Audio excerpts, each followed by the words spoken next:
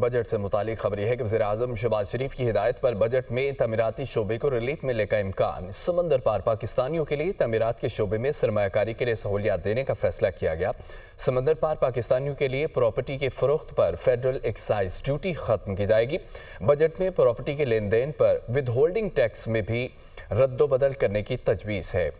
وزیراعظم کی ہدایت پر بجٹ تعمیراتی شعبے کو ریلیف ملنے کا امکان۔ سمندر پار پاکستانیوں کو تعمیرات کے شعبے میں سرمایہ کاری کے لیے سہولت دینے کا فیصلہ۔ اوورسیز کے لیے پراپرٹی کی خریداری پر ٹیکس چھوٹ کے لیے NOC کی پابندی ختم۔ پراپرٹی کی فروخت پر فیڈرل ایکسائز ڈیوٹی بھی ختم کی جائے گی۔